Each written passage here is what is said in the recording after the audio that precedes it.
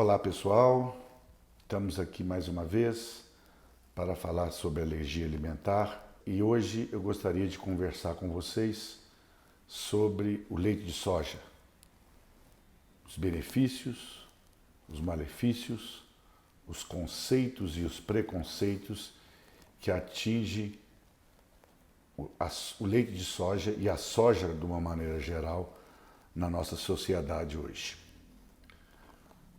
O leite de soja ele é consumido por humanos há mais de um século. Da década de 20, já se tem notícia de crianças alimentando com soja. Hoje, a soja está entre os alimentos mais consumidos no mundo.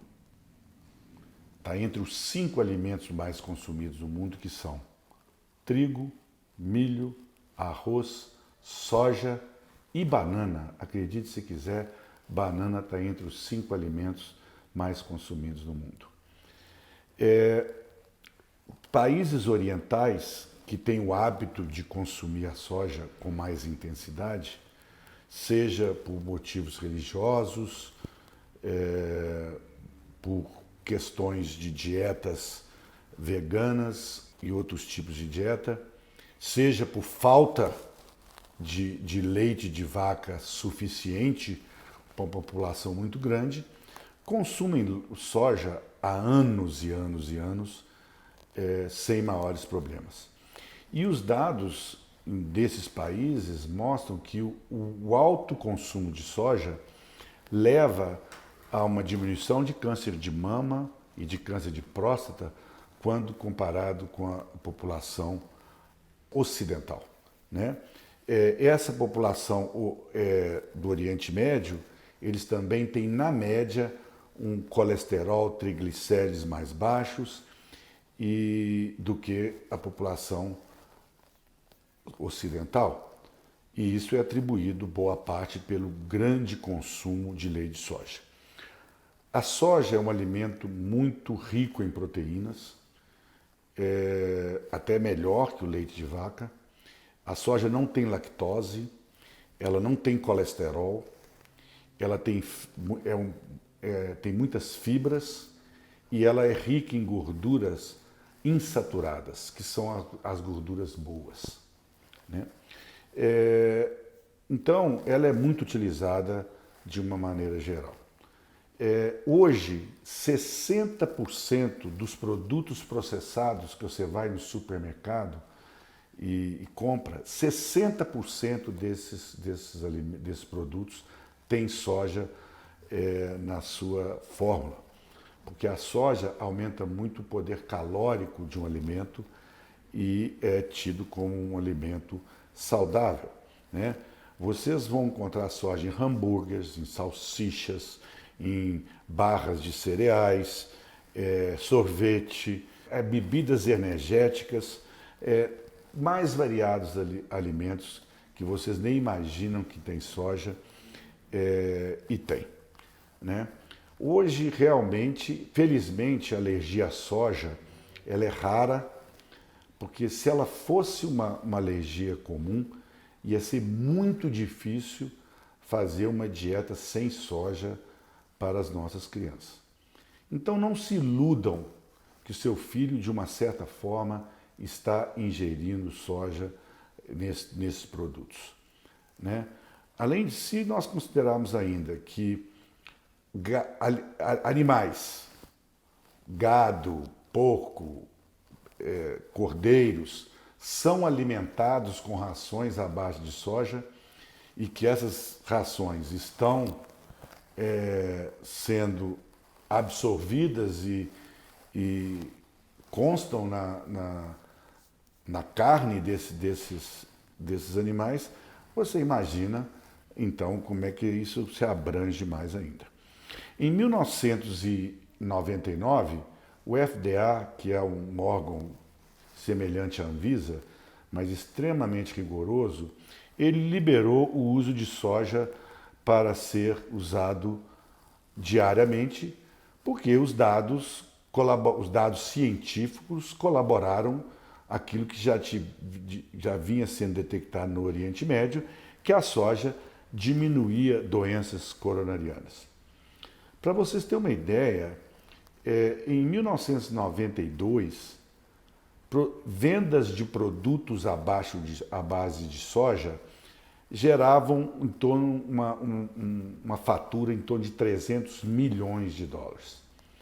Depois dessa recomendação do FDA, em torno de 2017 já havia mais de 2.700 produtos nos Estados Unidos à base de soja e o faturamento com a venda desses produtos de 300 milhões de dólares subiu para 4 bilhões de dólares, né? Mostrando que realmente a soja ela tem um grande benefício, né?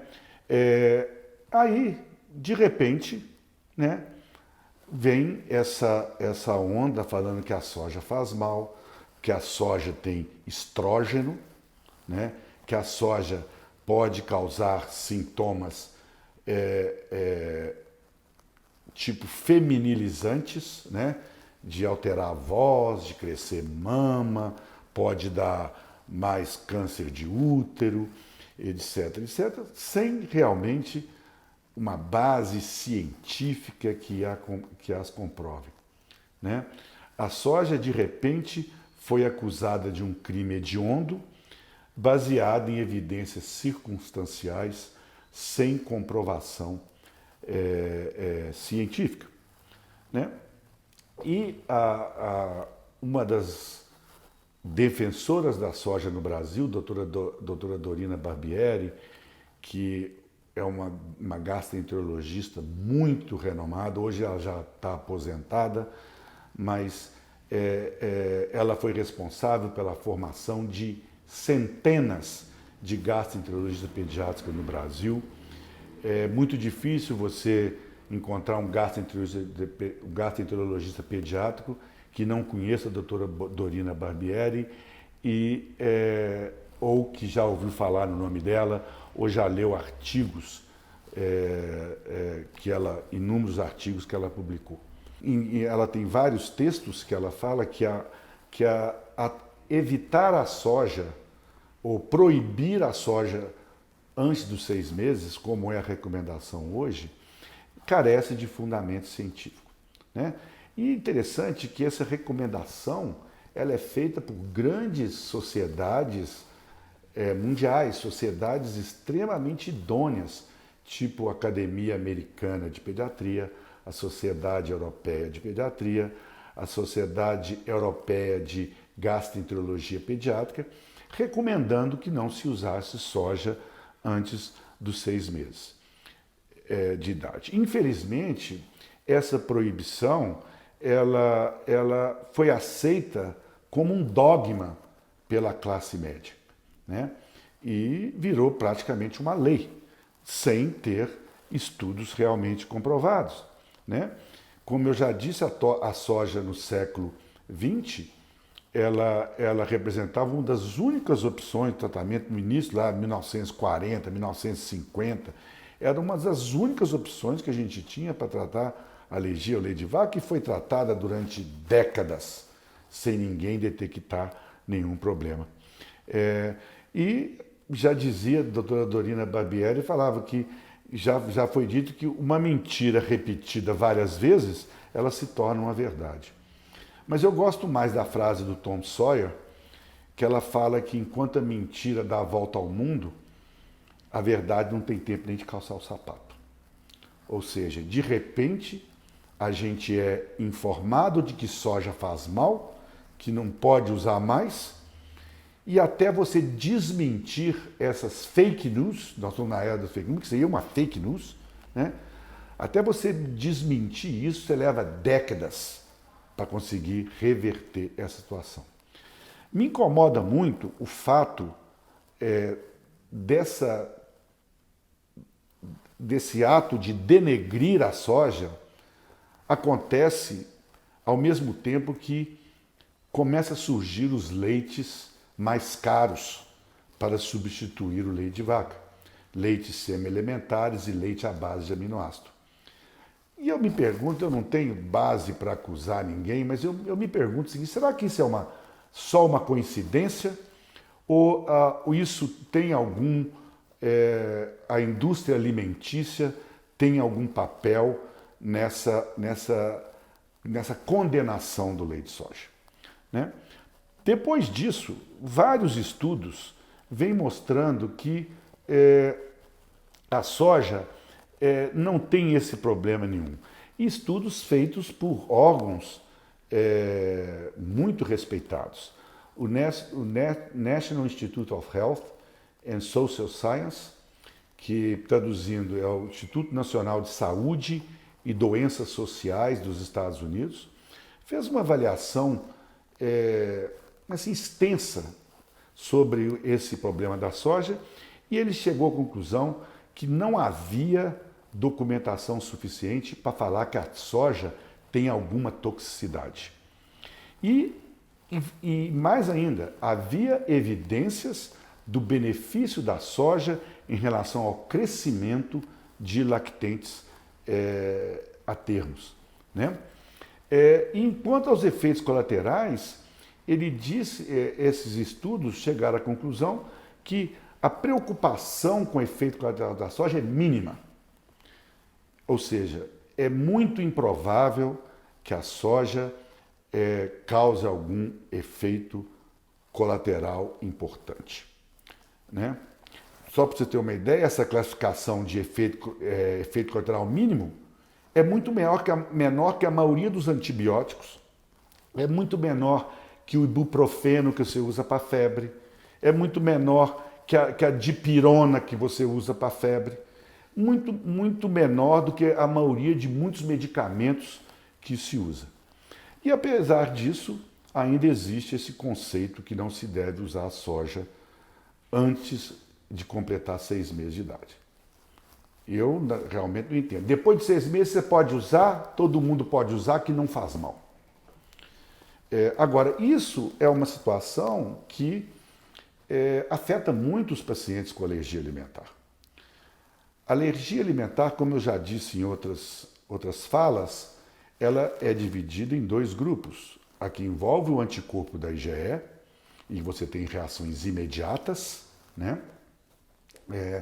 Reprodutíveis, e aquele grupo que não tem reações em que envolve o anticorpo da IgE e tem mais sintomas intestinais que podem ocorrer mais tardiamente.